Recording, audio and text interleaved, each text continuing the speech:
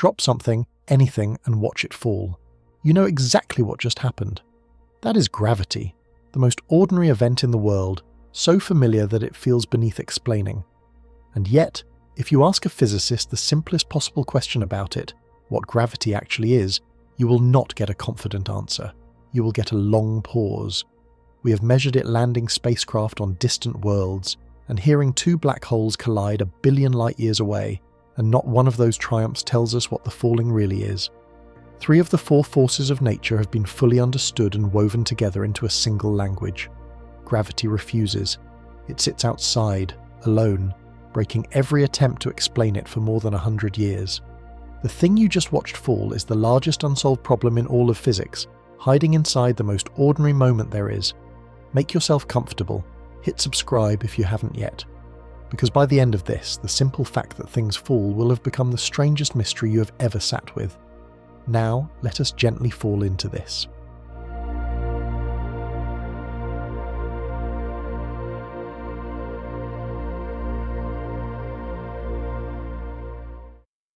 Part 1. The force you have never stopped feeling. There is one force in the universe you have never once stopped feeling. It was there the moment you were born, and it has not let go of you for a single second since. Right now, it is pressing the backs of your legs into whatever you're resting on. It is holding the air in the room around you instead of letting it drift off into space. It is keeping the floor beneath the building, and the building on the ground, and the ground wrapped around a spinning planet that is itself held in a long, patient circle around a star. You did not have to learn it, or notice it, or believe in it. It simply has you, the way it has everything. We call it gravity, and it is the most familiar thing in all of physics. It is the first force a child meets, on the day they first fall down. It is the first force humans ever wrote down in the language of mathematics. It is the force that lights every star in the sky, because gravity is what crushes hydrogen together hard enough to ignite it, and it is the force that will decide in the far future whether everything drifts apart forever or falls back together. Of all the things the universe does, gravity feels like the one we should understand best, because it is the one we have lived inside our entire lives. So here is something that should be quietly astonishing. After more than 3 centuries of the finest minds our species has produced working on this exact problem, physics still cannot tell you what gravity actually is, not how it behaves. We are extraordinarily good at predicting how it behaves. We can tell you, to a precision finer than you can imagine, how a falling apple accelerates, how a planet sweeps along its orbit, how light bends as it passes a star. What we cannot tell you is what the thing itself is. Why does the presence of matter pull on other matter across empty space? What is reaching out to do the pulling? When you ask that more fundamental question, the most successful theories ever written go quiet. This is not a story about a gap in the textbook that someone will fill in next year. This is a story about the single largest unsolved problem in all of theoretical physics, hiding inside the most ordinary sensation you have. 3 of the 4 fundamental forces of nature have been tamed completely, woven into one seamless quantum description that agrees with experiment to more decimal places than almost anything else in science. Gravity is the holdout.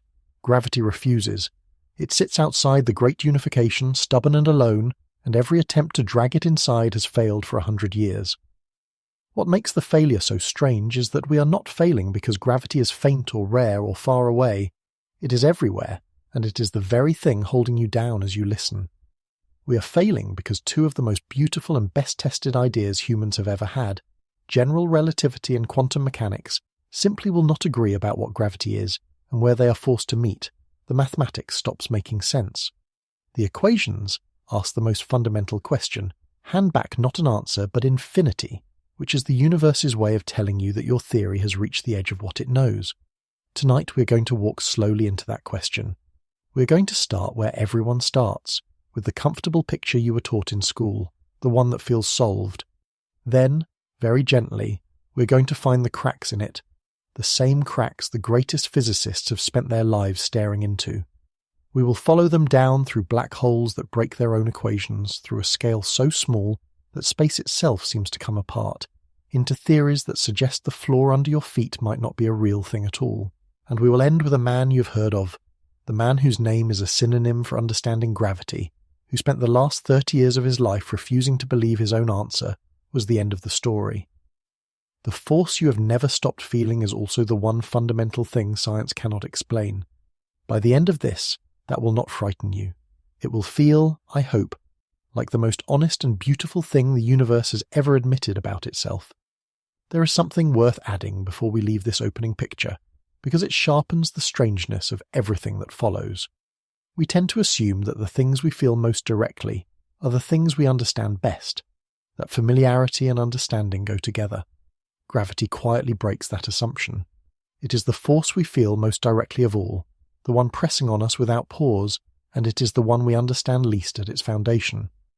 The other forces of nature are far more remote from daily life. You have never felt the strong nuclear force that binds the cores of atoms, or the weak force that drives certain kinds of radioactive decay, and yet physicists understand those exotic, untouchable forces more completely than the homely pull that decides whether you stand or fall. The thing closest to your body is the thing furthest from your understanding, and that inversion sits at the centre of tonight's story. Before we go on, it is worth being clear about what kind of question we are really chasing, because it is easy to lose it in the excitement of the science. We are not asking how to predict gravity, or how to use it, or how strong it is. Those questions are answered. We are asking the simplest and oldest question there is, the kind a child asks before they learn that they are not supposed to. What is it? When you hold two magnets and feel them push apart, something is happening between them, and we can now say what that something is. When you let go of a stone and it falls, something reaches out and takes it, and after 3.5 centuries we still cannot say what that something is. Keep that childlike version of the question in mind as we go, because the whole point of tonight is that the most sophisticated physics in the world circles back, again and again, to a question a 5-year-old could ask and still cannot answer it. You may have noticed already that we keep circling one word, and that word is why. Science is extraordinarily good at answering how. How fast, how far, how strong, how long. These are the questions our equations were built to answer, and they answer them with a precision that borders on the miraculous. But there is a different kind of question that hides behind the how, and it is the question why, in the sense of what is really going on underneath. For gravity, every how has been answered, and the central why has not, and the gap between those two has never closed. Tonight is, in a way, the story of that gap, the story of a force we can measure with perfect confidence and cannot explain at all, and of the brilliant, stubborn, mostly unsuccessful attempts to close the distance between the two. Part 2. Newton's Gift and Newton's Confession. To understand why gravity remains a mystery, you have to begin with the moment it stopped being one, or at least seemed to. The moment belongs to Isaac Newton, in England, in the 1680s. Before Newton, the heavens and the earth were two separate kingdoms. The fall of an apple and the wheeling of the planets were thought to obey entirely different laws, the messy rules of the ground below and the perfect rules of the sky above. Newton's revolution was to say that they are the same. The apple falls and the moon falls, and they fall for exactly the same reason, governed by a single law that reaches across the entire universe. He wrote that law as one short, almost shockingly simple sentence in the language of mathematics. The gravitational attraction between any two objects grows with the product of their masses and shrinks with the square of the distance between them, all tied together by a single fixed number we now call the gravitational constant.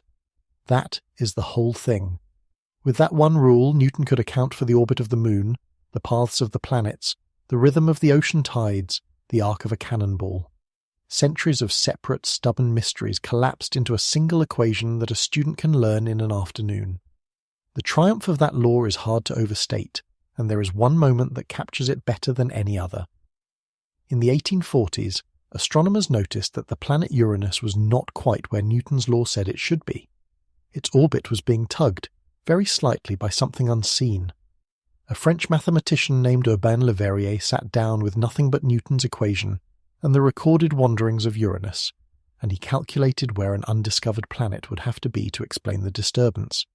He sent his prediction to an observatory, and on the night of the 23rd of September, 1846, an astronomer pointed his telescope at the spot Le Verrier had named, and found the planet Neptune, within 1 degree of the prediction, on the very first night of looking. A new world had been found not by searching the sky, but by trusting an equation. That is the kind of power Newton's law had. And yet, here is the part of the story almost no one is told. Isaac Newton himself did not believe he had explained gravity. He had described it magnificently, but the description left a hole at its centre that troubled him for the rest of his life. His law said that the sun reaches across 93 million miles of empty space and pulls on the Earth. But it said nothing about how. There is no rope between them, no visible hand, nothing crossing the gap. How can one object reach across utterly empty space and instantly affect another object it is not touching? Newton had no idea, and unlike many who came after him, he was honest about it. In a letter he wrote near the end of the 1600s, Newton put it as plainly as a man can. The idea that one body could act upon another at a distance, through empty space, without anything carrying the force between them, was to him, in his own words, so great an absurdity that he believed no one with a competent faculty of thinking could ever fall into it. Read that again, slowly, because it is one of the most remarkable confessions in the history of science. The man who wrote the law of gravity called the central idea behind it an absurdity. He had given the world a formula that worked perfectly and admitted, openly, that he did not understand what it meant. This is the first appearance of a pattern that will haunt the rest of our story, so it is worth naming it clearly right now. There is a difference between describing something and explaining it. To describe gravity is to say, with precision, what it does, how strong it is, how things move under its influence. To explain gravity is to say what it actually is, and why it does what it does. Newton gave us the greatest description of gravity anyone had ever produced. He did not, and he knew he did not, give us an explanation. A description is not an explanation. Hold on to that sentence. We are going to need it again and again. For more than 200 years, most people were content to let the difference slide. The formula worked. Ships were navigated by it. Comets were predicted by it. A planet was discovered by it. When a tool works that well, it is easy to stop asking what is really going on underneath. But the hole Newton had pointed at did not close. It waited, quietly, for someone with the strange and stubborn temperament to stare into it and refuse to look away. That someone would not arrive for 2 centuries, and when he did, he would not patch Newton's hole. He would tear the entire stage apart and rebuild it, and in doing so he would give the world an answer so beautiful that almost everyone mistook it, then and now, for the end of the question. There is one more detail about Newton's law worth pausing on, because it quietly foreshadows everything to come.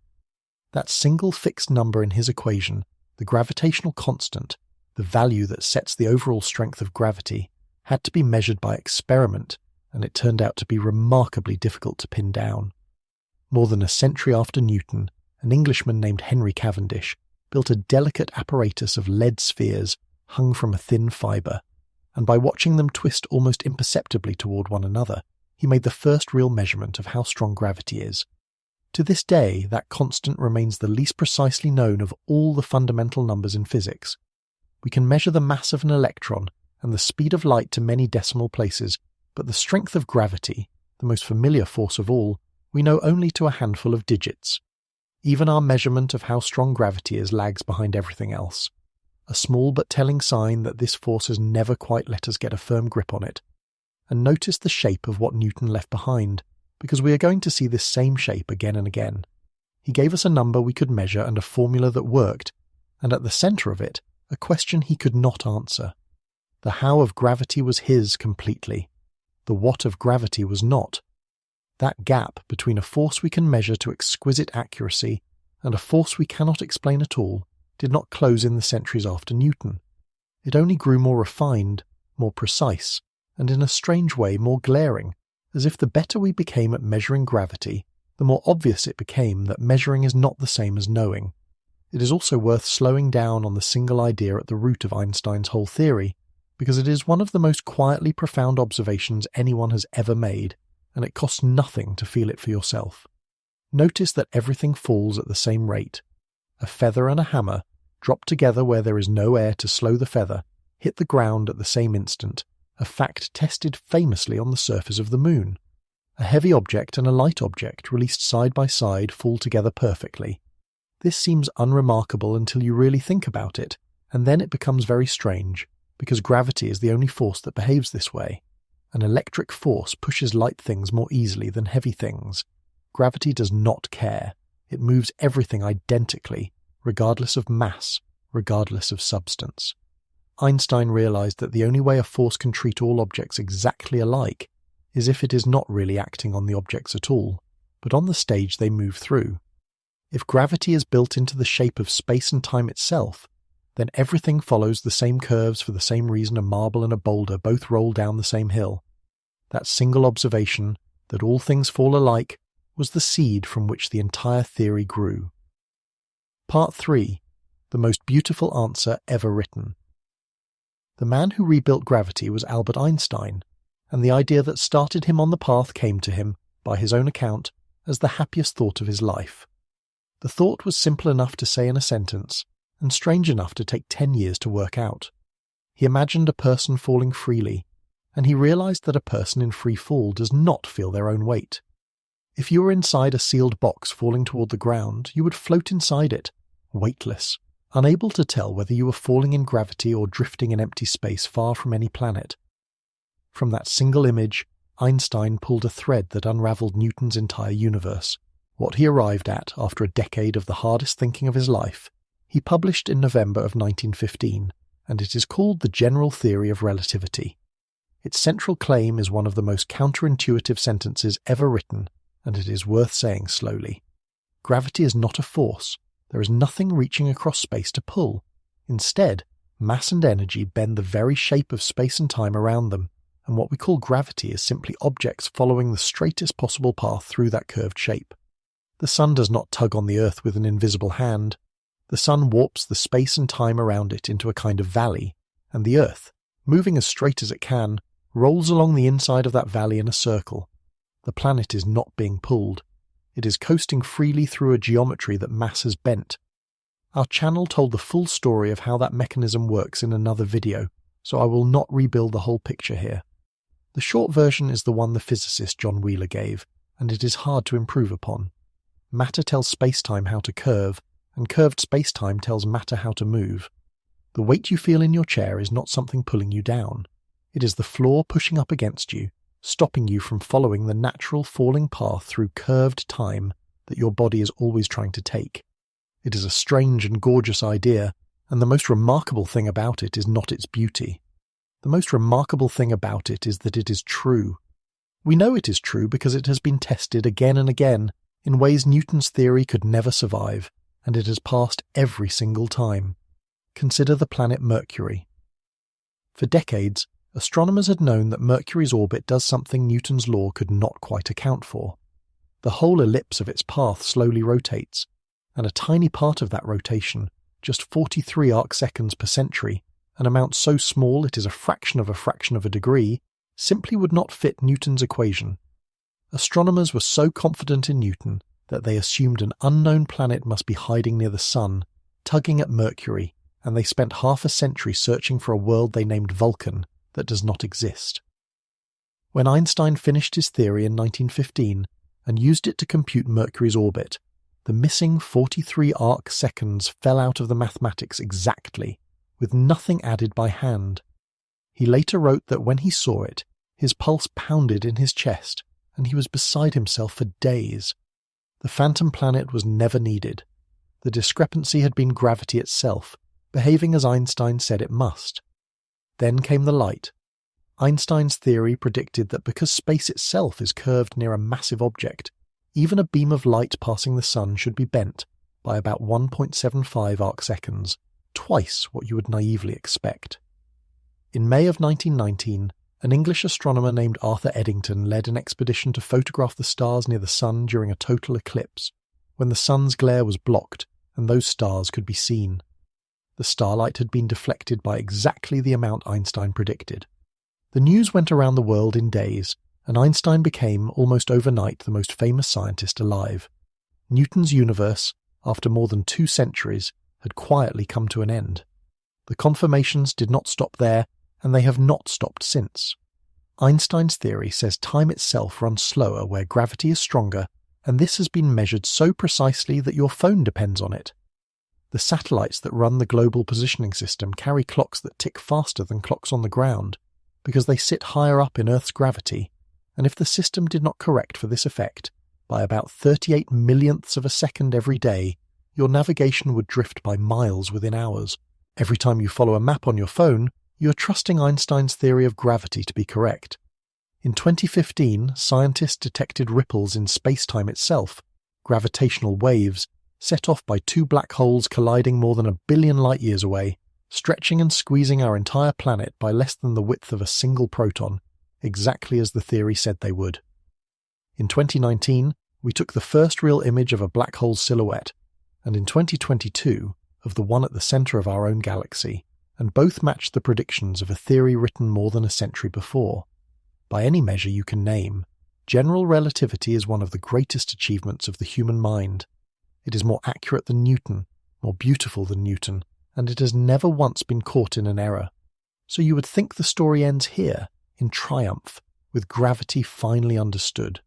That is exactly what most people believe, and it is exactly where the trouble begins, because hidden inside this perfect, gorgeous, endlessly confirmed theory is a crack, and once you see it, you cannot unsee it. It is worth lingering on just how complete this theory appears, because the completeness is exactly what makes the hidden crack so surprising. General relativity did not merely fix the small problems with Newton. It reorganized the entire meaning of space, time, motion, and matter into a single seamless structure, and then it went on predicting things no one had even thought to look for. It predicted that the universe as a whole should be expanding years before astronomers discovered that it is. It predicted that clocks at different heights would tick at different rates, which we now confirm routinely with atomic clocks precise enough to detect the difference over the height of a single staircase. It predicted black holes themselves, regions where gravity becomes so strong that not even light can escape, long before we found them scattered throughout the cosmos.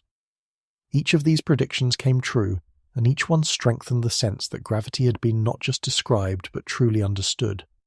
The theory had a kind of inevitability to it, a feeling that once you accepted Einstein's starting point, everything else followed with the force of logic. Generations of students have felt the same shiver on first encountering it, the sense of seeing the actual machinery of reality laid bare. There is a real danger in that feeling, and the danger is complacency. When a theory is this beautiful and this successful, it becomes almost impossible to believe that anything important could still be missing from it. But something important is missing from it, and the missing piece is not at the edges, not in some obscure special case. It is at the very centre, in the foundational question the theory was supposed to answer. We had replaced Newton's mysterious pull with Einstein's elegant geometry, and, in the glow of all those confirmations, we let ourselves believe the mystery had been solved rather than merely relocated. The triumphs were so loud that they drowned out a very quiet question, one that had been sitting underneath the whole structure from the beginning, waiting patiently for someone to ask it again. Part 4. The crack inside the triumph. The crack is not a flaw in any of Einstein's predictions. Every number the theory produces is correct. The crack is in what the theory does not say, and to see it you have to ask the theory the one question it was never built to answer. General relativity tells you, with perfect accuracy, how space-time curves when you put mass and energy into it. The mathematics is written as an equation, one of the most famous in physics, that sets the curvature of space-time on one side equal to the matter and energy it contains on the other. Feed in the sun, and the equation tells you precisely how the space around it bends. Feed in two colliding black holes, and it tells you the exact shape of the waves they send out. It is a flawless rule for what happens. But now ask it the more profound question. Why does mass curve space-time? What is it about a lump of matter that reaches out and bends the geometry of the universe around it? And while you are at it, what is space-time actually made of, that it can be bent in the first place? Ask the equation any of these, and it does not answer. It simply restates itself. Mass curves space-time because the equation says mass curves space-time. The curvature equals the energy because that is the rule. There is no mechanism inside it, no gears, no story about what is really going on underneath. The equation is a law the universe obeys. It is not a reason for why the universe obeys it. This is the same hole Newton stared into, returned in a more beautiful disguise. Newton said objects pull each other across empty space and admitted he could not say how.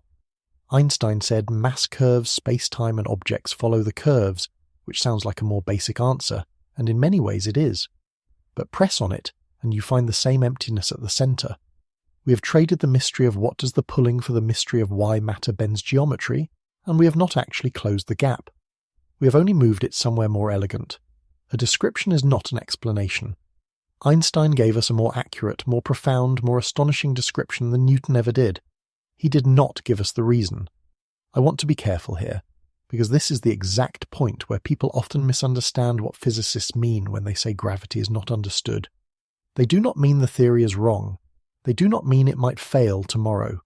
General relativity is among the most thoroughly verified ideas in the history of thought. What they mean is something subtler and, in a way, more unsettling.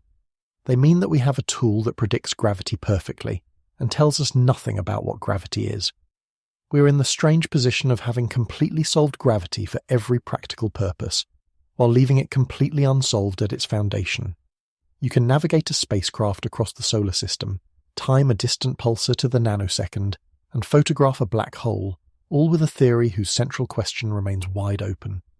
There is a particular kind of frustration in this, and it is not the frustration of failure. Failure would be easier to understand. If our theory of gravity simply did not work, we would know we had more to do, and we would feel the ordinary discomfort of an unfinished job. This is the opposite. This is the discomfort of success that explains nothing. The better the theory has gotten at predicting, the more glaring it has become that prediction and understanding are not the same thing. We built a machine that always gives the right answer, and the machine has never once told us why the answer is right. The dissatisfaction Einstein felt, and that you may be starting to feel right now, is the dissatisfaction of standing in front of a perfect oracle that will not explain itself. Once you have seen this difference between describing and explaining, you cannot stop seeing it, and it changes how the rest of physics looks. The sentence you were taught, that gravity is the curving of space-time, the sentence that sounds so final and so complete, turns out to be a description dressed in the clothing of an explanation. It is true, it is beautiful, and underneath, it is still pointing at a question rather than answering one. The most confident statement in all of physics is, when you look closely, a restatement of the very thing we're trying to understand. That realization is the doorway, and once we step through it, the floor really does begin to tilt, because the cracks in Einstein's theory are not only about what it leaves unsaid. There are places, real places in the universe, where the theory does not merely go quiet, it breaks. It helps to see this distinction at work in a simpler setting, because the difference between describing and explaining is not unique to gravity, and physics has crossed it before. Think of magnetism. For a long time, people could describe magnets perfectly well. They knew that like poles repel and opposite poles attract, they could measure the strength of the pull, they could predict exactly how a compass needle would swing. All of that was description, and it was enough to navigate ships across oceans. But it did not explain what magnetism actually is. That explanation came only later, when physicists discovered that magnetism arises from the motion of electric charges and is, at bottom, one aspect of a single underlying thing called the electromagnetic field. The description told you what magnets do, the explanation told you what magnetism is, and the two arrived centuries apart. What makes gravity different, and so much harder, is that with every other force, the leap from describing to explaining was eventually made. We now know what electricity is, what magnetism is, what holds the nucleus of an atom together. For each of them, we crossed from a formula that works to a genuine account of the underlying reality. Gravity is the one force where we have the formula, the most accurate formula in all of science, and have never managed to cross to the other side.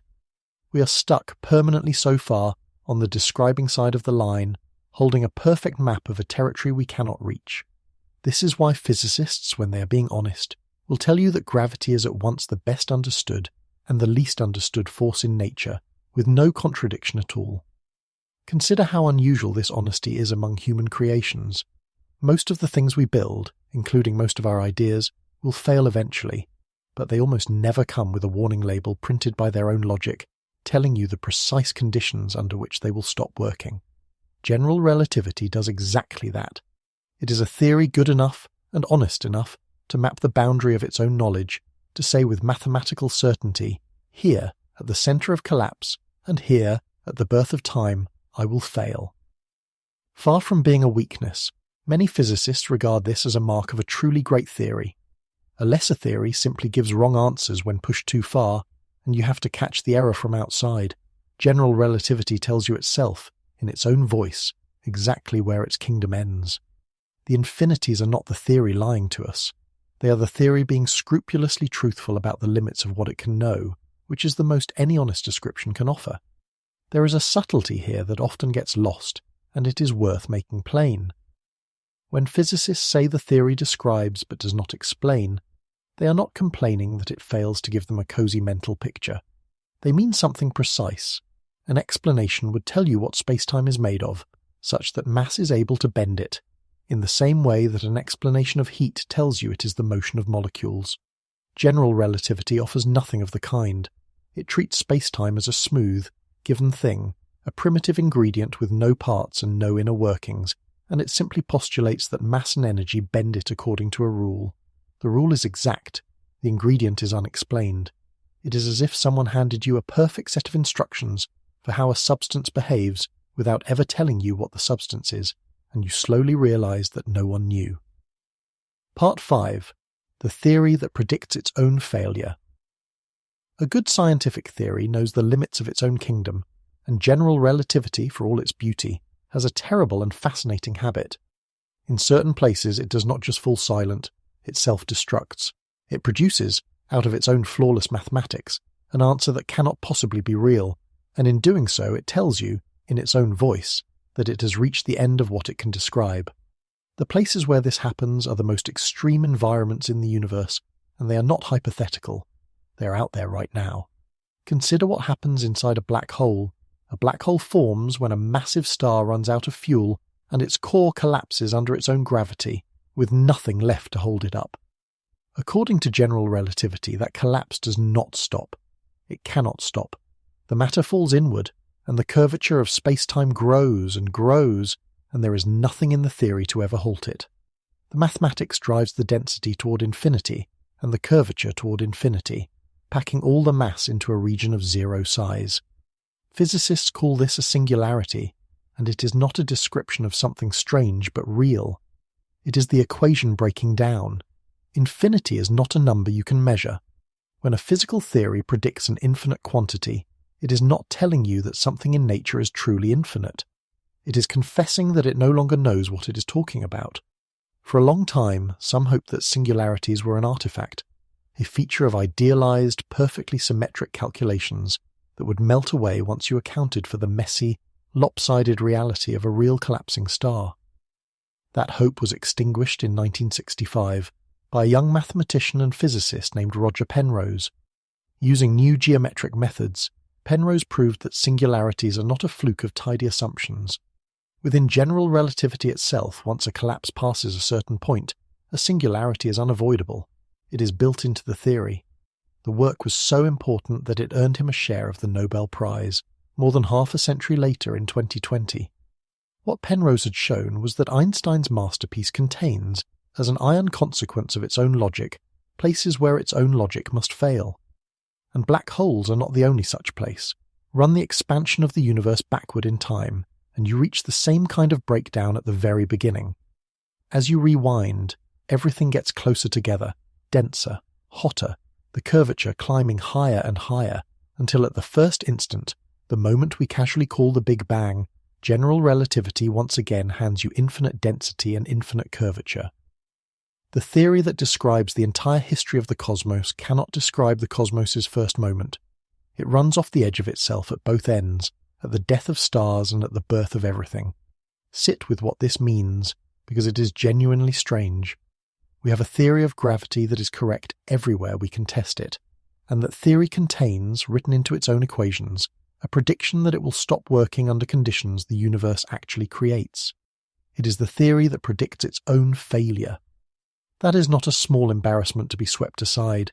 It is the clearest possible signal that general relativity, magnificent as it is not the final word. Something more fundamental must take over where it breaks down, some more complete description that does not collapse into infinity, that can tell us what truly happens at the center of a black hole and at the first instant of time. General relativity itself is pointing at the existence of that more fundamental theory, like a map that ends at the edge of a cliff with the words, "Beyond here, I cannot help you." The trouble is that when physicists went looking for the theory that takes over, the more fundamental theory that should heal these infinities, they ran straight into the largest wall in modern science. Because the place where general relativity breaks is exactly the place where the other great pillar of physics, the quantum world, is supposed to rule. To understand the center of a black hole, or the first instant of the universe, you would need a theory that is about gravity and quantum mechanics at the same time. And when you try to put those two theories in the same room, they do not combine into something more profound. They go to war. There is a quiet horror in what general relativity says lies at the center of a black hole, and it is worth facing directly, because it shows just how thoroughly the theory breaks. According to the equations, everything that falls into a black hole is driven not toward a small dense ball, as you might imagine, but toward a point of literally zero size and infinite density, where the curvature of space-time becomes infinite as well. At that point, time and space as we understand them simply cease to function. The very notion of what happens next loses its meaning, because there is no next, no later, no coordinate to mark where or when. The theory does not describe a strange object at the center of a black hole. It describes the place where description itself comes to an end. Physicists have tried to soften this in various ways. There is an idea called cosmic censorship, a hope that nature always hides its singularities behind the horizon of a black hole so that their lawless infinities can never reach the orderly universe outside.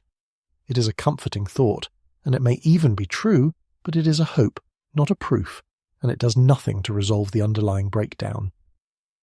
The singularity is still there, behind the veil, a place where our finest theory of gravity has nothing left to say. And the same lawless point sits at the very beginning of time, at the first instant of the universe, which means the breakdown is not some rare pathology at the bottom of distant black holes. It is woven into the origin of everything that exists. Whenever a physical theory produces an infinity, it is not revealing something infinite about nature. It is revealing something finite about itself, namely the boundary of its own validity.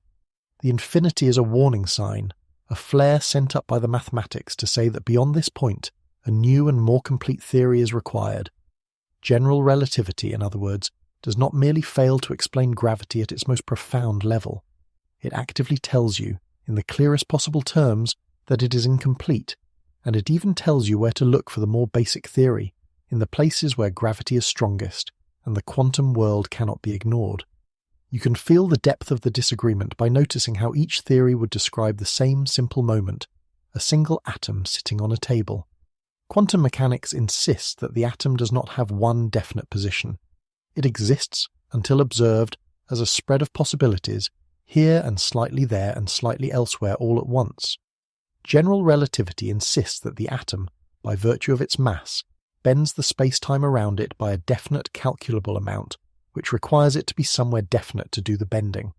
So which is it? Is the space-time around the atom also smeared into a cloud of possible curvatures, as the quantum side demands, or is it a single fixed shape, as the gravity side requires? Neither theory can answer, because each answer violates the other theory's most basic rule. The contradiction is not exotic or far away. It is present in principle in the gravity of a single atom on an ordinary table, waiting in the most mundane object you can imagine. There is a strange democracy to this mystery, and it is worth pausing on. The greatest physicist who ever lived and a child lying awake at night are, on this one question, in almost the same position. Both can feel gravity perfectly. Neither can say what it is. The most advanced theory in the world and the most innocent question in the world meet here, at the same closed door, and that is not a failure of science so much as a reminder of how much wonder is still left in the most ordinary corner of existence. Part 6. Two pillars that will not stand together. Modern physics rests on two great pillars, and almost everything we understand about the universe sits on one or the other. The first pillar is general relativity, Einstein's theory of gravity, which governs the very large, the realm of stars and galaxies and the shape of space-time itself. The second pillar is quantum mechanics, which governs the very small, the realm of atoms and particles, and the strange flickering behavior of matter at its finest grain. Each of these theories is, on its own, fantastically successful. Each has been tested to absurd precision. And here is the problem that has defined theoretical physics for a century.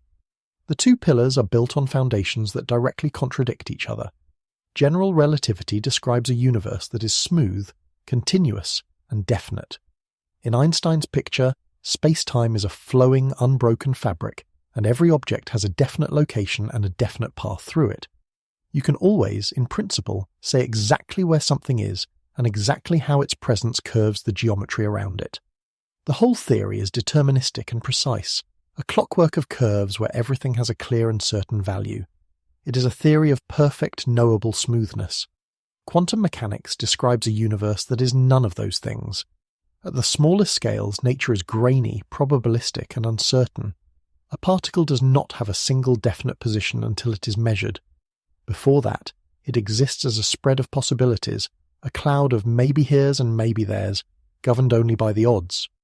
There is a built-in fuzziness to reality, captured by the famous uncertainty principle that says you can never pin down all of a particle's properties at once, no matter how good your instruments are. The quantum world does not deal in certainties. It deals in probabilities and in restless, irreducible jitter. Now put these two pictures together and watch what happens. In general relativity, the thing that creates gravity is mass and energy, sitting at a definite location, curving space-time by a definite amount. But quantum mechanics says that a particle does not have a definite location. It is smeared out across a range of possibilities. So what does its gravity do?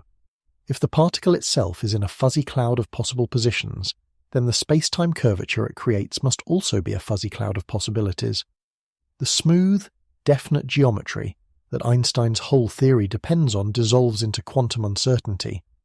The very foundation of general relativity, that there is a single, definite shape to space-time, is exactly what quantum mechanics forbids. The two theories are not just different. At the most basic level, each one denies something the other one requires. For most of the universe, you can get away with ignoring this contradiction, and physicists do every day. When you're studying a galaxy, the quantum fuzziness of individual particles is so tiny compared to the enormous masses involved that you can safely forget about it and use pure general relativity. When you're studying a single electron in an atom, its gravity is so unimaginably weak that you can safely forget about it and use pure quantum mechanics. The two theories almost never have to be in the same room, so for a long time their disagreement could be politely left alone, like two brilliant relatives who are never invited to the same dinner. But almost never is not never. There are situations where an enormous amount of mass is crushed into a tiny quantum-sized region, and in those situations you cannot ignore either theory. You need both at once, and the moment you ask for both at once, the contradiction stops being polite and becomes catastrophic. And what are those situations where huge gravity and tiny quantum scales meet? They are exactly the two places we already found general relativity breaking down, the center of a black hole, where a star's worth of mass is squeezed toward a point, and the first instant of the universe, when everything that exists was packed into a space smaller than an atom. The breakdown of general relativity and the war between the two pillars are not two separate problems. They are the same problem, wearing two faces. To know what happens where Einstein's theory fails, we must marry gravity to the quantum, and a century of trying has shown us just how violently those two refuse to be wed. The contradiction between the two theories runs even further than the fuzziness of position, and there is one consequence so strange that it has its own name, the problem of time. In quantum mechanics, time is treated as a steady universal backdrop, a single clock ticking the same for everyone, against which all the quantum probabilities unfold. But in general relativity, time is not a fixed backdrop at all. It is part of the bendable, stretchable fabric of space-time, running faster here and slower there depending on the gravity present, with no single universal clock anywhere in the universe. When physicists tried to write down the most direct equation for a quantum universe with gravity in it, they arrived at a result that stopped them cold. The equation had no time in it whatsoever. Time, the most basic ingredient of quantum mechanics, simply vanished from the mathematics of quantum gravity, leaving behind a frozen, timeless description that no one fully knows how to interpret. This is not a minor technical wrinkle. It means that the two theories disagree not only about where things are, but about the very nature of time, one treating it as an unchanging stage, and the other as a flowing, malleable part of the scenery. To unite them, you would have to decide what time fundamentally is, and neither theory on its own can tell you. Some physicists have come to suspect that time, like gravity itself, may not be fundamental at all, but something that emerges from a more fundamental, timeless layer of reality, in which case the flow of moments you feel right now would be another appearance, like gravity, of something underneath that does not flow at all. Somewhere in our most basic picture of reality is a hidden mistake, and finding it is the great unfinished task that gravity has set for us. It is hard to overstate how unusual this situation is in the history of science, and how patient it forces physicists to be. Most great problems in physics were eventually cracked because someone found a way to look more closely, to build a sharper instrument and let nature settle the argument. The structure of the atom, the existence of distant galaxies, the building blocks of matter, all yielded once we could see them clearly enough. Quantum gravity offers no such mercy. The thing we need to see sits at a scale so small and an energy so high that looking directly is not merely difficult but physically impossible, with anything resembling current technology. Physicists who work on this problem know they may spend their entire careers without a single decisive experiment to guide them, working instead by reason, consistency, and the demand that the mathematics not contradict itself. It is, in a sense, the most theoretical problem in all of physics, a place where the human mind is asked to find the truth almost entirely on its own, with nature watching silently and refusing for now to confirm or deny. Part 7. Where the conflict hides. If gravity and quantum mechanics contradict each other so fundamentally, you might reasonably ask why the contradiction does not tear the everyday world apart. You're made of quantum particles, and you're sitting in gravity right now, and nothing is exploding. The answer to that puzzle is one of the strangest facts in all of physics, and it is the reason this problem has stayed hidden and unsolved for so long. The answer is that gravity is, almost unbelievably, weak. We do not usually think of gravity as weak. It holds galaxies together. It crushes stars.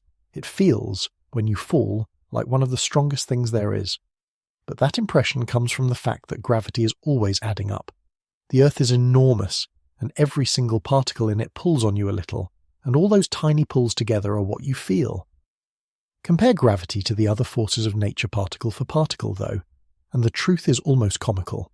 Take two protons and measure the electric repulsion pushing them apart, then measure the gravitational attraction pulling them together. The electric force is stronger than the gravitational force by a factor of about 10 followed by 35 zeros. That is not a small difference. That is a difference so large that the human mind has no real way to picture it. A tiny toy magnet, the kind that holds a note to your refrigerator, can lift a paperclip off the table, which means that scrap of magnet is outpulling the gravity of the entire planet underneath it. This staggering weakness is why you can live your whole life without ever noticing the war between the two theories. Inside every atom in your body, the gravity between the particles is so feeble compared to the other forces that it makes no measurable difference at all. The quantum world runs its business as if gravity did not exist, because for all practical purposes, at that scale, it does not. And out in the cosmos, among the great masses of planets and stars, the quantum fuzziness of individual particles averages away into nothing, so gravity runs its business as if the quantum world did not exist. The two theories avoid each other not by some careful arrangement, but simply because gravity is too weak to matter where quantum effects are strong, and quantum effects are too small to matter where gravity is strong. So the conflict only becomes real in one very particular kind of place, a place where gravity is somehow forced to become as strong as the quantum forces, which means cramming a tremendous amount of mass into a tremendously tiny space. Physicists can calculate exactly where that crossover happens, the scale at which gravity finally becomes as powerful as the other forces, and the two theories are forced to confront each other. It is called the Planck scale, named after the physicist Max Planck, and the numbers are almost beyond belief. The Planck length, the size at which space itself is expected to become quantum and grainy, is about 10 followed by a decimal point and 34 zeros, and then a 1 of a meter. To say it another way, it is 100 billion times smaller than the nucleus of an atom. The Planck time, the smallest meaningful tick of a clock, is so brief that there are more Planck moments in 1 single second than there have been seconds in the entire history of the universe. The energy you would need to probe that scale, to actually reach in and see space come apart into quantum foam, is just as extreme. The Planck energy is about a quadrillion times higher than the energy of the most powerful particle collider humans have ever built, the Large Hadron Collider beneath the border of France and Switzerland. Let that settle for a moment. Our greatest machine, a ring 17 miles around that took decades and billions of dollars to build, falls short of the quantum gravity scale not by a little, but by a factor of 1,000 trillion. To build a collider powerful enough to directly test a theory of quantum gravity using anything like our current technology, you would need a machine roughly the size of an entire galaxy. This is the cruelty at the center of the problem. The answer to what gravity truly is lies hidden at the Planck scale, and the Planck scale is locked behind a door that no experiment we can imagine building will ever open. That is why the search for a more fundamental theory of gravity is so different from most of science. Usually when physicists are confused, they build a better instrument, run a sharper experiment, and let nature settle the argument. Here, nature has placed the decisive evidence somewhere we cannot reach, at the center of black holes, and at the birth of the cosmos, and at a scale a quadrillion times beyond our best machine. So the theorists have had to press forward almost blind, armed with mathematics, principle, and consistency, trying to guess the shape of a theory they cannot yet test. And when they took the obvious first step, the step that had worked for every other force, the step of simply making gravity quantum the same way they had made everything else quantum, the mathematics did something it had never done before. It blew up in their faces. It is worth dwelling for a moment on just how lonely this makes the problem of gravity among all the great questions of physics, because the loneliness is the point. In almost every other area of science, theory and experiment dance together. A theorist proposes an idea, an experimenter tests it, the result feeds back, and the two refine each other in a long, productive conversation. The history of particle physics is exactly this dance, played out across decades of ever larger machines, each one reaching to a higher energy and revealing a new layer of nature. But that dance requires that the next layer be within reach of the next machine, and for quantum gravity, it simply is not. Between the energies we can produce today and the energy where quantum gravity lives, there stretches an enormous, almost featureless gap that physicists sometimes call the desert, a span of 15 orders of magnitude across which, for all we know, nothing new may appear to guide us. The weakness of gravity, which lets you ignore the conflict in everyday life, is therefore also a kind of curse. If gravity was stronger, its quantum effects would show up at lower energies, perhaps even at energies we could reach, and we might have stumbled onto the answer long ago. Because it is so unimaginably feeble, the place where its quantum nature becomes visible is pushed all the way out to the Planck scale, far beyond anything we can build. The very property that makes gravity so gentle and so easy to live with is the property that has kept its most fundamental secret locked away. We are in the position of someone trying to study a whisper so faint it can only be heard inside a hurricane, and the only hurricanes loud enough are at the center of black holes and the birth of the universe. The more profound lesson hidden in this failure is one that physics has learned, painfully, several times before. Every so often nature refuses to fit into the framework we bring to it, and when that happens, the framework, not nature, is what has to change. When the orderly clockwork of classical physics could not explain the behavior of atoms, physicists did not patch it. They were forced to invent quantum mechanics, a genuinely new way of thinking. When the fixed, absolute space and time of Newton could not be reconciled with the constant speed of light, Einstein did not adjust the old picture. He overturned it and gave us relativity. The non-renormalizable infinities of quantum gravity have the same flavor. They are not telling us to work harder within the rules we have. They are telling us that one of our most basic assumptions is wrong, and that the path forward requires abandoning something we currently take for granted as obviously true. The trouble and the difficulty is that we do not yet know which assumption is the mistaken one. Part 8. When the Mathematics Rebels. To appreciate how badly the obvious approach fails, you have to know that physicists already had a spectacularly successful recipe for turning a force into a quantum theory.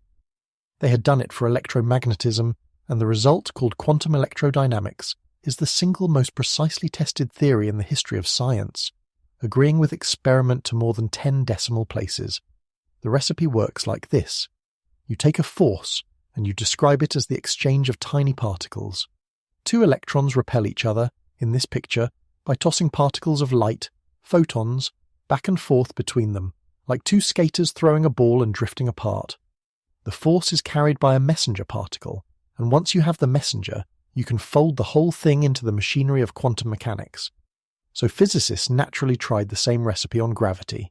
If electromagnetism is carried by the photon, then gravity should be carried by its own messenger particle, which they named the graviton. The graviton would be the quantum of gravity, the smallest possible packet of gravitational influence, just as the photon is the smallest possible packet of light. From the rules of Einstein's theory, physicists could even work out what properties this graviton would have to possess. It would have no mass, it would travel at the speed of light, and it would carry a particular kind of internal twist, a property called spin, equal to 2, which is different from every other known particle and is the unmistakable signature of gravity. On paper, it all seemed to fit. Gravity would join the family, the graviton would take its place beside the photon, and the great unification would be complete. Then they actually tried to run the calculations, and everything fell apart. In quantum theory, when you want to compute what happens in an interaction, you have to add up contributions from every possible way the event could occur, including events where particles briefly flicker in and out of existence. For electromagnetism, some of those contributions come out infinite, which sounds fatal, but physicists discovered a careful procedure called renormalization for systematically subtracting the infinities and leaving behind sensible, finite, correct answers. It is a delicate and slightly uncomfortable trick, but it works, and it works beautifully. The hope was that gravity would yield to the same trick. It did not. When physicists applied renormalization to a quantum theory of gravity, the infinities did not cancel, they multiplied. Instead of a manageable handful of infinite terms that could be subtracted away, gravity produced an endless, ever-worsening cascade of them, a new and different infinity at every level of the calculation, requiring an infinite number of corrections to fix, which is the same as saying it cannot be fixed at all. In 1974, the physicists Gerard 't Hooft and Martinus Veltman showed that gravity combined with matter failed this test at the very first level of the calculation. A decade later, in 1985, Mark Goroff and Augusto Sagnotti showed that even pure gravity, all by itself with no matter at all, breaks down at the second level. The verdict was clear and devastating. Gravity is what physicists call non-renormalizable. The recipe that tamed every other force does not just struggle with gravity, it fails completely. This is a genuinely profound failure, and it is worth being clear about why. It is not that the calculation is hard, or that we are missing a clever step. It is that the naive quantum theory of gravity is internally broken. It predicts infinite probabilities for physical events, which is meaningless, and there is no finite set of patches that can repair it. Nature was telling us something. It was telling us that gravity is not simply one more force to be slotted into the same framework as the others. Whatever gravity is, it is different enough that the entire approach that worked for electromagnetism and the nuclear forces does not apply to it. The smooth, elegant geometry of Einstein and the grainy, probabilistic machinery of the quantum do not just disagree philosophically. When you force them together in the most direct way, the mathematics itself revolts. And so physicists were left in an extraordinary position. They had two theories, each perfect in its own domain, that could not be combined. They had a problem whose evidence was hidden at scales they could never reach. They had a force that broke the only recipe they knew. Faced with all of that, a smaller field might have given up. Instead, a few of the boldest theorists concluded that if the ordinary approach fails this completely, then the ordinary assumptions must be wrong at a much more basic level. Perhaps particles are not really points. Perhaps space is not really smooth. Perhaps the whole picture of reality we had been working with needed to be torn down and rebuilt from something stranger. Out of that conviction came the great contenders, the candidate theories of quantum gravity, each one a different radical guess about what lies beneath. To be scrupulously fair, the failure of the naive quantum theory of gravity is not total in every regime, and the nuance is illuminating. Physicists have learned that they can still use a quantum description of gravity as what they call an effective theory, a tool that works perfectly well as long as you stay at low energies, far from the Planck scale, and do not ask it about the extreme situations where the infinities bite. In this limited sense, we do have a quantum theory of gravity for gentle, everyday conditions, and it makes sensible predictions.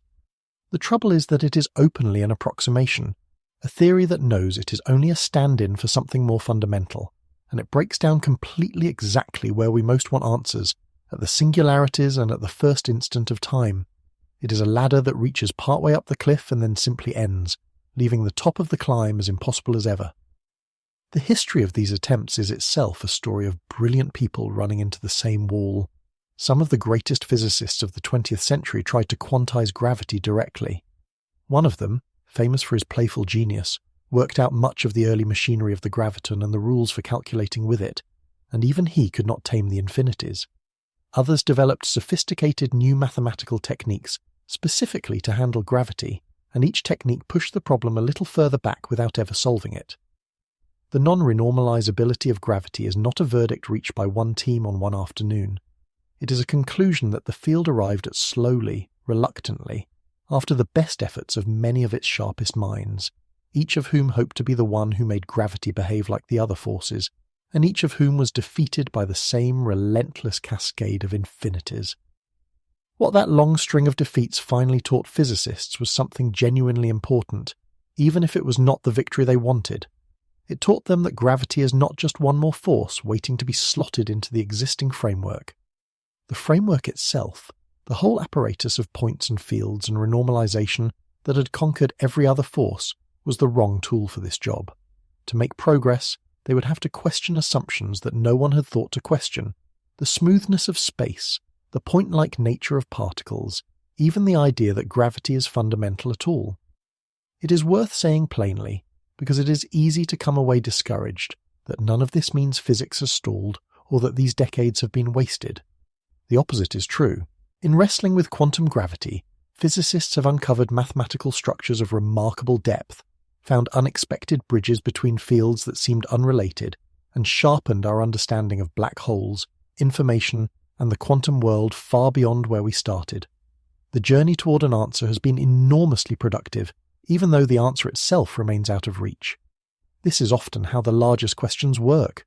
They are not solved in a single stroke, but circled, approached from many sides, each failed attempt mapping a little more of the terrain, until one day, sometimes generations later, the final piece falls into place, and everyone wonders how it could have taken so long. We are somewhere in the middle of that long circling now, closer than Einstein was, still far from the end. Part 9. The Contenders. The first and most famous of the contenders began with a single audacious idea, that the smallest things in the universe are not points at all but tiny vibrating strings. In the standard picture, every particle, every electron and quark and photon, is imagined as a mathematical point, a thing with no size whatsoever. String theory proposes that if you could zoom in far enough, each of those points would resolve into a minuscule loop or strand of vibrating energy, and that the different particles we observe are nothing more than different notes played on these strings, the way a single violin string can sound many tones. It is a beautiful image. The universe is a kind of music, and it might have remained a curiosity except for one remarkable thing it does, almost by accident. When physicists worked out the different ways a string can vibrate, they found that one of those vibrations, arising naturally with no extra effort, describes a particle with no mass, travelling at the speed of light, carrying a spin of exactly 2. That, as you may remember, is precisely the description of the graviton, the messenger of gravity. String theory did not have gravity added to it by hand. Gravity fell out of the mathematics on its own, unbidden, as an unavoidable consequence of the theory's basic structure. A framework invented to describe particles turned out to insist that gravity must exist. For many physicists, that single fact was electrifying, because it suggested that string theory was not just another model, but possibly the long-sought bridge, a single language in which gravity and the quantum could finally be spoken together without the mathematics exploding. The price of that bridge, however, is steep, and it is the reason string theory remains unproven after half a century. For the mathematics to be consistent, the universe cannot have the 4 dimensions we experience, 3 of space and 1 of time. It must have 10, or in its fuller version 11. The extra 6 or 7 dimensions, the theory says, are curled up so impossibly small, down near the Planck scale, that we never notice them, like a garden hose that looks like a one-dimensional line from far away, but is revealed to have a curled second dimension up close. There is no evidence that these hidden dimensions exist. Worse, when physicists tried to work out how those extra dimensions might curl up, they found not one answer, but a near-endless number of possibilities, perhaps 10 raised to the power of 500 different possible universes, each with different laws of physics, and no known way to pick out the one we actually live in. A theory that predicts almost anything predicts in a sense nothing, and string theory has yet to produce a single testable prediction that an experiment could confirm or refute. It is a magnificent and intricate mathematical structure, and we do not know if it describes reality at all. The second great contender takes the opposite path. Rather than starting with particle physics and trying to make gravity appear, loop quantum gravity starts with gravity itself, with Einstein's spacetime, and tries to make it quantum directly. Its central and astonishing claim is that space is not the smooth, infinitely divisible backdrop we imagine. Space, in this theory, is made of indivisible chunks. There is a smallest possible unit of area and a smallest possible unit of volume around the Planck scale, below which the very idea of size stops meaning anything. Just as matter is not infinitely divisible but comes in atoms, space itself, according to loop quantum gravity, comes in tiny discrete grains, woven together into a fine web that the theory calls a spin network. What we experience as smooth, continuous space would be like the surface of a calm lake, which looks perfectly smooth from a distance, but is made of countless separate molecules up close. If that idea is right, it would transform what gravity is at the most basic level, because gravity in Einstein's theory is the geometry of spacetime, and if spacetime is built from discrete quantum chunks, then gravity becomes the behavior of that quantum web. The infinities that destroyed the naive approach might simply never arise, because you cannot keep dividing space down to a point if there is a smallest piece. Loop quantum gravity has its own profound difficulties, though. Its greatest unsolved challenge is showing convincingly that the smooth spacetime we actually live in, the one that obeys Einstein's equations so beautifully, truly emerges from the underlying grainy web when you step back far enough. And like string theory, it has so far struggled to offer predictions we can test against the sky. Here, I want you to do something, gently, with your mind. Because the place these theories point to is a place worth visiting. Imagine shrinking. Imagine becoming smaller and smaller, past the scale of a cell, past a single atom, until the atom looms around you like a cathedral, and its nucleus is a distant speck. Keep going. Shrink past the nucleus, past the quarks inside its protons, by 20 more steps of smallness, each step taking you 100 times smaller than the last. Down here, at the Planck length, the calm, empty space you have always trusted is not calm at all. According to these theories, space and time themselves lose their smoothness. Distance flickers, duration stutters. The geometry that Einstein drew as a flowing fabric churns and foams, tearing and reforming, a roiling quantum froth where the words here and there, before and after, barely hold their meaning. This is the realm where gravity finally becomes quantum, where the answer to our question is supposed to live, and it is a realm no human instrument will ever reach, a country we can describe in equations but never visit, never photograph, never touch. That is the strange beauty and the strange sorrow of the contenders. They are not crackpot guesses. They are the serious, brilliant, decades-long labour of some of the finest minds alive, and either of them, or neither, might be true. We simply cannot yet tell. But there is a third possibility, more radical than either, that has been gathering strength in recent years, and it does not try to make gravity quantum at all. Instead, it whispers something far more unsettling. It suggests that gravity may not be a fundamental force in the first place, and that the space-time you live in may be made of something else entirely. Both of these theories, for all their unproven status, have achieved things impressive enough to keep thousands of brilliant physicists working on them for decades, and it is only fair to note their genuine triumphs. String theory, in particular, has revealed a web of astonishing mathematical connections that almost no one expected. Researchers discovered that the many different versions of the theory, which at first seemed to be rivals, are actually all the same theory seen from different angles, linked by profound relationships called dualities, and unified within an 11-dimensional framework that one of its founders named M-theory. String theory also scored a remarkable success with black holes. Using its machinery, physicists were able to count, from first principles, the precise amount of disorder a certain kind of black hole should contain, and the answer matched the value that had been derived independently from gravity and thermodynamics decades earlier. Loop quantum gravity has its own quiet victories. Its central prediction, that area and volume come in discrete smallest units, gives a concrete picture of what space might be at its finest grain, and it too can reproduce key features of black hole disorder by counting the tiny quantum chunks of area on the horizon. When physicists applied the theory to the universe as a whole, they found something remarkable. The infinite density singularity at the beginning of time, the breakdown point where general relativity fails, was replaced by something finite and well-behaved.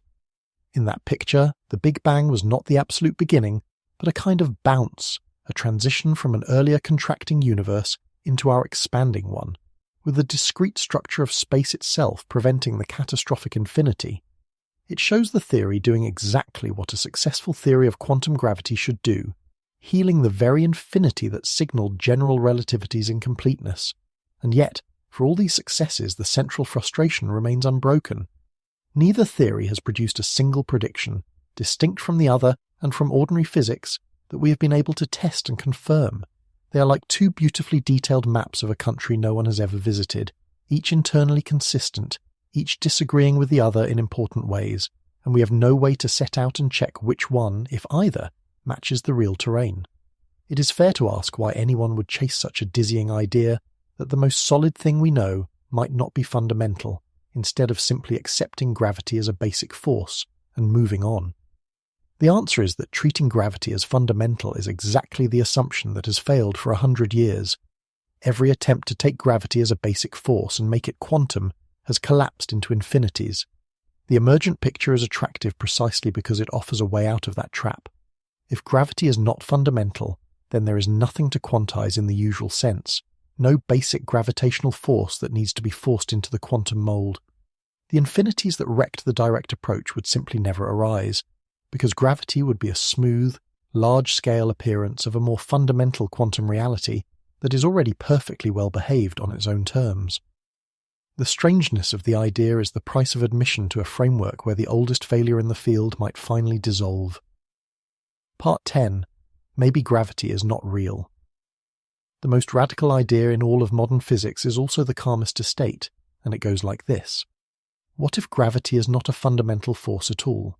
What if it is not one of the basic ingredients of the universe, but something that emerges from a more profound layer underneath, the way many familiar things in nature turn out to be appearances of something more basic? To understand why serious physicists take this seriously, it helps to remember how often nature has played exactly this trick on us before. Consider temperature. Temperature feels like a basic property of the world. A cup of coffee is hot, an ice cube is cold, and we measure these as if heat were a real substance. But it is not. Temperature is not fundamental at all. It is simply the average motion of countless invisible molecules jiggling around. There is no such thing as the temperature of a single molecule. Heat is what emerges when you stop tracking the individual particles and look at the crowd. The same is true of pressure, which is just molecules drumming against a wall, and of the surface of water, which looks like a smooth, continuous sheet, but is really the collective behavior of trillions of separate molecules. In each case, something that seems basic turns out to be a large-scale appearance produced by a hidden, smaller reality. The question that haunts modern physics is whether gravity, and even space-time itself, might be the same kind of thing. The first serious hint came in 1995 from a physicist named Ted Jacobson. He started not with gravity but with thermodynamics, the science of heat, and entropy, the science of crowds. Making only a few assumptions about heat and information flowing across surfaces in space, Jacobson was able to derive Einstein's field equations, the very core of general relativity, as a consequence. Read that again, because it is extraordinary. The central equation of gravity, the one Einstein laboured 10 years to find, fell out of the mathematics of heat and entropy, as if gravity were not a fundamental law at all, but a kind of thermodynamic accounting, a statement about how information is distributed dressed up in the clothing of geometry. It was as though someone had derived the existence of ocean waves purely from the statistics of water molecules, without ever assuming waves in the first place. Years later, in 2010, a physicist named Eric Verlinde pushed this further into an idea he called entropic gravity. In his picture, gravity is not a force that pulls in the ordinary sense at all. It is what he called an entropic force, a statistical tendency that emerges from the way information is arranged on surfaces in space, in much the same way that the tendency of a stretched rubber band to snap back is not a fundamental force, but a statistical consequence of its molecules wanting to tangle into disorder. If Verlinde is right, then the gravity holding you in your chair is not a basic thread in the fabric of reality. It is a statistical effect, an emergent pull arising from the bookkeeping of information at a more basic level, the same way the warmth of a fire emerges from molecules you cannot see. Running alongside these ideas is perhaps the strangest clue of all, something called the holographic principle. It began with a puzzle about black holes. When physicists worked out how much disorder, how much information, a black hole can contain, they expected the answer to depend on its volume, on how much room there is inside.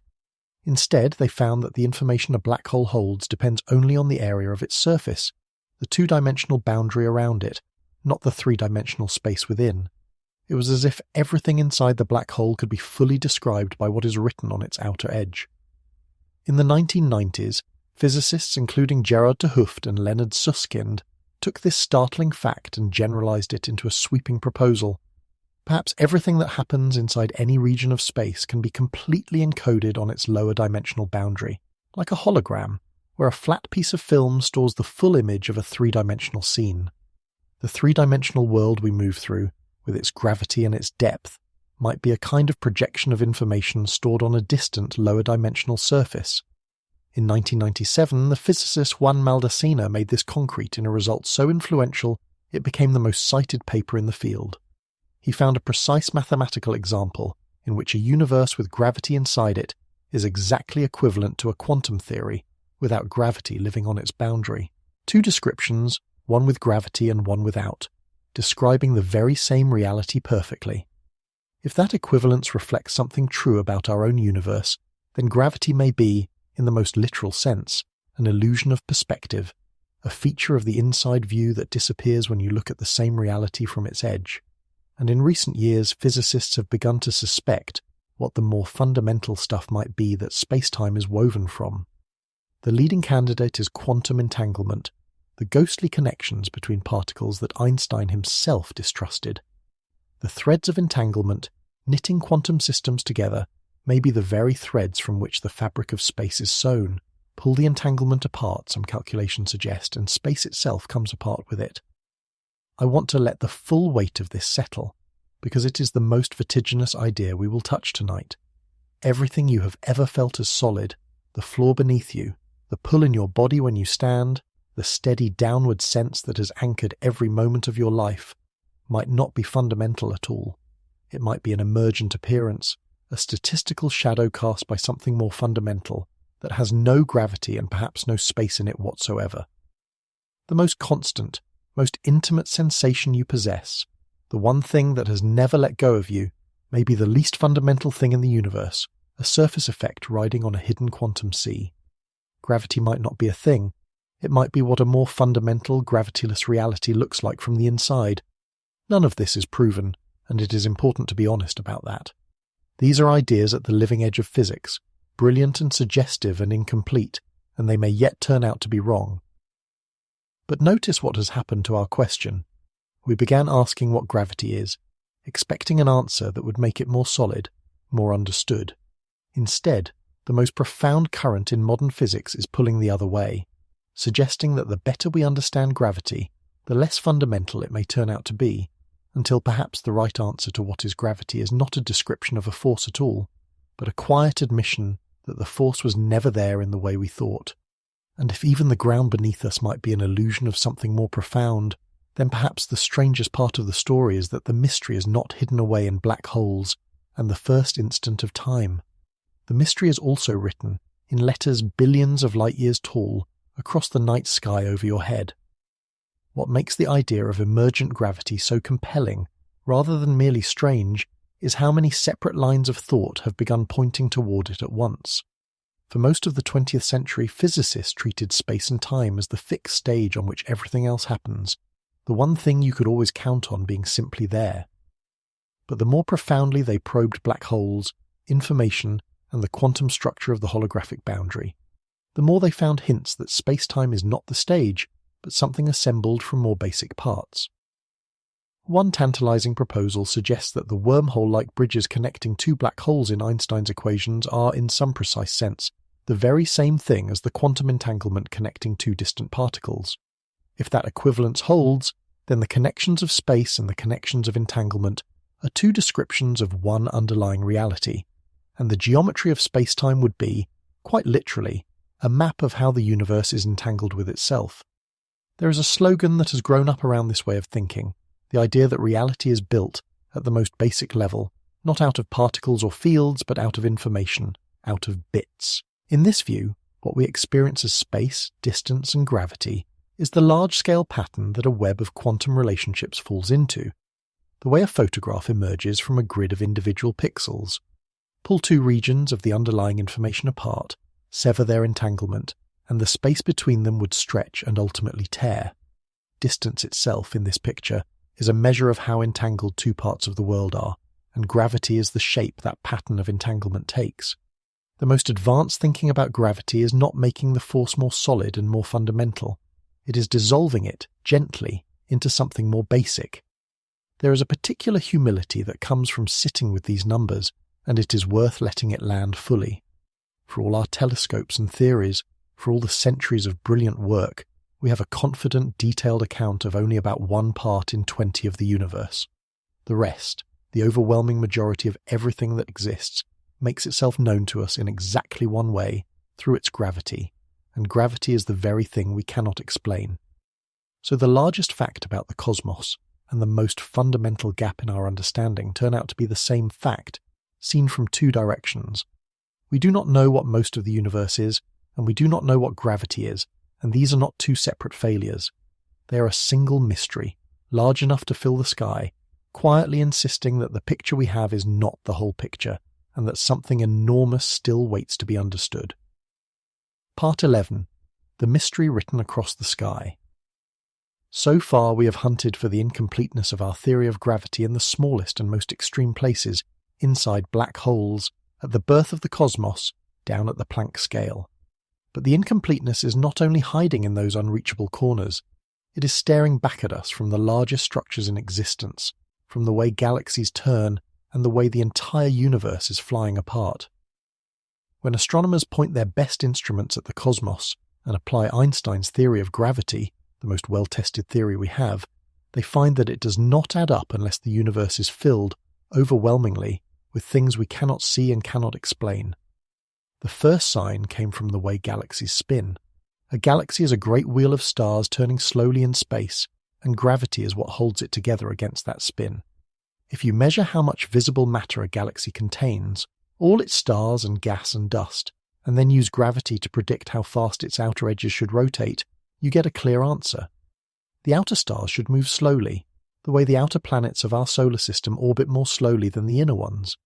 But that is not what the galaxies do. Their outer stars race around far too fast, fast enough that the galaxy, with only its visible matter, should fly apart like a carousel spinning out of control.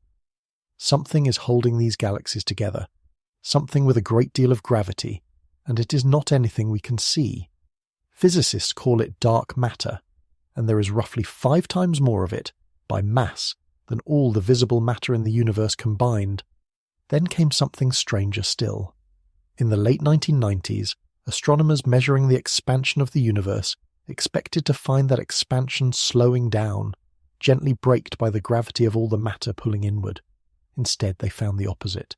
The expansion is speeding up. Some unknown influence is pushing the universe apart, overpowering all the gravity of all the matter in existence, and it grows more dominant with every passing eon. Physicists named this dark energy, for lack of any real understanding of what it is, and when they added up the books, the result was humbling almost beyond words. Ordinary matter, everything we have ever seen or touched, every star and planet and person, makes up only about 5% of the universe. About 27% is dark matter, unseen and unidentified, and about 68% is dark energy, a thing we cannot describe at all. 95% of the universe is known to us only through its gravity, and that gravity is behaving in ways we cannot account for. Now, there are two ways to read this enormous gap, and the disagreement between them goes straight to the question of whether our theory of gravity is complete. The first reading is that dark matter and dark energy are real substances, genuine new ingredients of the cosmos that we simply have not detected yet, and that Einstein's gravity is exactly right, merely responding to stuff we cannot see. Most physicists favour this view, and they have been hunting for dark matter particles for decades, but there is a second reading, and it is the one that should make you sit up. Perhaps dark matter and dark energy are not missing substances at all. Perhaps they are signs that Einstein's theory of gravity itself is subtly wrong on the larger scales, that the law we trust so completely within the solar system quietly fails when stretched across a whole galaxy or the whole universe. That second reading has a serious champion. In 1983, a physicist named Mordechai Milgram proposed that if you modify Newton's law of gravity very slightly, so that it changes behavior at extremely small accelerations, the kind found only at the faint outer edges of galaxies, then you can explain the strange spinning of galaxies with no dark matter at all. His idea is a minority position, and it struggles with certain observations that the dark matter picture handles well, so most physicists do not accept it. But it is real, careful, peer-reviewed science, not fantasy, and its mere existence carries a message worth hearing. The fact that respected physicists can seriously argue that our theory of gravity might be wrong on cosmic scales, and cannot yet be proven either way, tells you just how unsettled the foundations remain. Gravity is not a closed book. 95% of the universe is a question mark written in the language of a force we do not fully understand. Let yourself drift for a moment out to the scale where this mystery lives. Picture a single spiral galaxy, 100,000 light-years across, turning in the dark. The stars you can see, the glowing arms and the bright core are only a faint tracing, a thin sketch of light riding on something far greater. All around them, reaching out beyond the visible edge, is an enormous unseen presence, 5 times more massive than every star combined, silent and invisible, betraying itself only by the way it bends the paths of the stars and holds the whole wheel together. You cannot see it. No telescope has ever captured it. We know it is there only because, without it, everything would fly apart. And now pull back further, past this galaxy, past the cluster it belongs to, until you can take in the whole observable universe at once, and feel it stretching, every galaxy rushing away from every other, the entire expanse being pushed apart faster and faster by an energy with no name and no face. 95% of all that exists felt only as gravity, understood not at all. The mystery you live inside is not a small thing tucked away in a laboratory. It is almost everything there is, and yet, faint as our reach is, it is not nothing. There are cracks of light, small and hard-won, where experiment may one day touch the edges of this problem. The detection of gravitational waves has given us a brand new way to study gravity in its most violent settings, listening to black holes collide and testing whether Einstein's theory holds even there. The images of black hole shadows let us examine the strongest gravity in the universe directly, and in laboratories, physicists are now attempting something that would have seemed impossible a generation ago, an experiment delicate enough to test whether gravity itself is quantum. The idea, proposed in 2017, is to take 2 tiny masses, place each one into a quantum state of being in 2 places at once, and bring them close enough that only their mutual gravity connects them. If gravity is quantum, it should be able to entangle the 2 masses, knitting them together in that ghostly quantum way. If it cannot, gravity may be something else. The experiment is at the very limit of what is possible, and it may take years or decades. But for the first time, the question of whether gravity obeys the quantum rules might be settled not by mathematics alone, but by something we can actually measure. The door at the Planck scale remains locked, but here and there, the smallest cracks of light are beginning to show through. There is a final irony in Einstein's long defeat, and it is almost too perfect to be true. The hidden key to the problem he could not solve may turn out to be the very thing he distrusted most. The strange quantum connection between distant particles, the spooky action at a distance that Einstein spent years trying to discredit, the entanglement he was certain pointed to a flaw in quantum mechanics, is now suspected by many physicists to be the thread from which space-time itself is woven, and therefore the thread that may finally explain gravity. The man who gave us our theory of gravity, and who knew it was incomplete, spent his last decades resisting the one idea that might have completed it. He was right that his theory was unfinished. He was wrong about where the finishing would come from. There is no shame in that, only a kind of humbling grandeur. Einstein saw further than anyone of his age, far enough to know that his own masterpiece was not the end of the road, and even his blind spots turned out to be productive, because the questions he raised in trying to discredit entanglement are the very questions that led others to take it seriously. He pushed physics forward even when he was pushing in the wrong direction, and he never once pretended the problem was solved. To the last day of his life, with the world calling him the man who understood gravity, he sat at his desk and quietly insisted that he did not, that the work was not done, that a description was not an explanation. It is worth remembering, too, that Einstein was not chasing unification out of mere restlessness. He was driven by a conviction that the universe, at its foundation, must be simple and unified, that nature would not bother with a clutter of separate, unrelated forces obeying unrelated laws. That conviction, that there must be one profound principle underneath the apparent variety of the world, is the same faith that animates every physicist working on quantum gravity today. They are all, in a sense, finishing Einstein's sentence, trying to write the single description from which gravity and the quantum both flow. The dream did not die with him. It was inherited, and it remains the largest unclaimed prize in all of physics, the thing a young mind somewhere perhaps not yet born may one day reach out and finally grasp. Part 12. The Man Who Knew It Was Not Finished.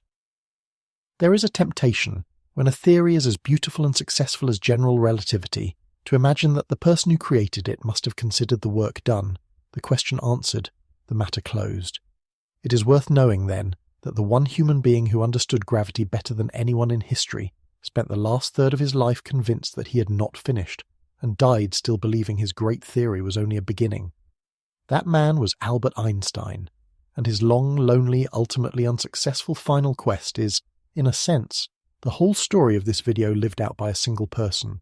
After Einstein completed general relativity in 1915, he could have rested on it.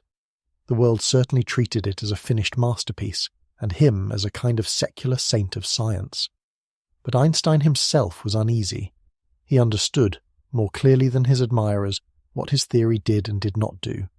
It described how gravity shapes the universe with unmatched precision, but it did not explain why, and it did not connect gravity to the other force known well in his time, electromagnetism. To Einstein, a universe with two separate, unrelated forces felt incomplete, even ugly. He believed there had to be a more fundamental theory underneath, a single unified description from which both gravity and electromagnetism would emerge as two faces of one thing. He called this dream the unified field theory, and he gave the rest of his life to it. For roughly 30 years, from the 1920s until his death, Einstein pursued that unification with a single-mindedness that bordered on obsession. He filled page after page with new geometries, new equations, new mathematical structures, each one an attempt to fold the forces of nature into one, and one by one they failed. The mathematics would not cooperate. The unifications he constructed either collapsed under their own contradictions, or predicted a universe that did not match the one we live in. Meanwhile, the world of physics was moving in a direction Einstein profoundly distrusted. The young physicists of his era were building quantum mechanics, the theory of the probabilistic, uncertain, fuzzy, small-scale world, and Einstein could never make peace with its randomness. His most famous objection, that God does not play dice with the universe, was his way of saying that he believed there must be a more fundamental, more definite reality beneath the quantum haze. So he worked, increasingly alone, on a path most of his colleagues had abandoned, trying to build a unified theory while turning his back on the quantum revolution that, ironically, holds the key to the very problem he could not solve. Picture him in his final years, at the Institute in Princeton, in the early 1950s. He's an old man now, his wild hair gone white, the most recognizable face on the planet, and he is mostly alone with his equations. Younger physicists, brilliant and respectful, regard his unified field quest as a noble dead end, the eccentric obsession of a great man past his prime. They have moved on to quantum field theory, to the particles and probabilities he will not embrace. But every morning he returns to his desk and fills more pages, still chasing the explanation his own 1915 triumph never gave, still refusing to call gravity solved. He is not working because he expects to succeed. He is working because he cannot accept that the question should be left unanswered, and he would rather fail at the right problem than rest on a victory he knows is incomplete. In April of 1955, Einstein died, and there were papers at his bedside, equations he had been working on the day before, the unified theory still unfinished, the question still open. I find something quietly moving in that image, and I think it is the emotional centre of this whole story. The single greatest mind ever to study gravity looked at the most beautiful theory anyone had ever written, a theory that bore his own name and had made him immortal, and he said in effect it is not enough. He spent 30 years and the last of his strength insisting that a description, however perfect, is not an explanation, and that the work was not done. He did not live to see whether anyone would finish it, and 70 years later, no one has. The contenders we explored, the strings and the loops and the holograms, are the descendants of Einstein's unfinished dream, still reaching for the unification he could not grasp. There is a strange comfort in this, and it is worth holding on to. When you feel that flicker of dissatisfaction at being told that gravity is curved space-time and nothing more, that sense that the answer somehow restates the question rather than resolving it, you are not failing to understand. You are understanding perfectly. You are feeling exactly what Einstein felt at his desk in Princeton, exactly what Newton confessed in his letter 3 centuries ago. Our not knowing is not the ignorance of people who have not yet been told the answer. It is the honest dissatisfaction of people who have been told the best answer there is, and can see that it is not the end. The greatest physicists in history stood where you are standing now, looking at the same gap, and refused to pretend it was filled. To feel that gap is to be in the finest company science has to offer. None of the people who have wrestled with this problem chose it because it was easy, or because a prize was guaranteed. They chose it because it is the most profound open question we have, and because there is a particular kind of person who would rather spend a lifetime failing at the most important problem than succeeding at a smaller one. That spirit, more than any single theory, is what carries the search forward. Part 13. The Mystery You Live Inside. We have travelled a long way, from a child falling down to the edge of a black hole, from Newton's quiet confession to Einstein's final unfinished page, from the smallest grain of space to 95% of the cosmos that we cannot name. It is worth now gathering all of it back together, slowly, the way you would draw a blanket up at the end of a long night, and returning to where we began, to the simplest version of the question. What is gravity really? After everything, here is the honest answer. We do not know. We know, with extraordinary precision, what gravity does. We have Newton's law, which guided humanity to the planets. We have Einstein's general relativity, which is more beautiful and more accurate still, which bends light and slows time and ripples across space-time exactly as predicted, which has never once been caught in an error. We can land machines on distant worlds and listen to black holes collide 1 billion light-years away, all on the strength of our description of gravity. But a description is not an explanation. Not one of our theories can tell us why mass curves space-time, or what space-time is made of, or what happens at the centre of a black hole where the equations dissolve into infinity, or how to write gravity in the language of the quantum that governs everything else. The theory that predicts its own failure is still the best theory we have, and it is still pointing past itself, toward a more profound truth no one has yet found. That more basic truth, if we ever reach it, may not make gravity simpler. It may do something far stranger. It may tell us that gravity was never a fundamental force at all, that the pull you feel is an emergent appearance of something underneath with no gravity in it, that the smooth space-time of Einstein is woven from the ghostly threads of quantum entanglement, that the most solid sensation you have ever known is, at bottom, a kind of statistical shadow. The answer to what gravity is may turn out to be the discovery that the ground we stand on was never the bottom layer of reality. If that day comes, the resolution will not be a sturdier floor. It will be the realization that the floor was always an illusion of perspective, and that the universe beneath it is stranger and more wonderful than the comfortable picture we started with tonight. So consider where that leaves us, and consider how unusual it is. The force you have never stopped feeling, the one that held you as an infant and holds you right now, the most familiar and intimate presence in your entire life, is also the single fundamental thing that physics cannot explain. Everything you can name, the chair, the floor, the planet, the stars, is being moved by something no human being has ever truly understood. The mystery is not far away, in some exotic corner of the cosmos. The mystery is in your own body, in the gentle, constant weight that you are feeling at this very moment, the most ordinary sensation there is, and the most basic unanswered question in all of science, hiding in plain sight, pressing softly against you the whole time. I do not think that should trouble you, and I hope by now it does not. There is something steadying in it, even something kind. We so often imagine that science has explained the world and left it small, that all the wonder has been measured and filed away.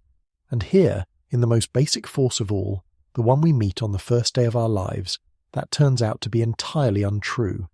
The thing holding you down is a thing we do not understand. The greatest minds in history admitted as much, and kept working anyway, not in frustration but in a kind of patient faith that the universe still has its secrets, and that being honest about what we do not know is the truest form of understanding there is. So tonight, as you rest, as the weight of your own body settles you into wherever you are lying, you can let yourself feel it differently. That quiet downward pull is not a solved equation. It is an open question, 3.5 centuries old, that the cleverest people who ever lived have not been able to close. You're not standing on solid, finished ground.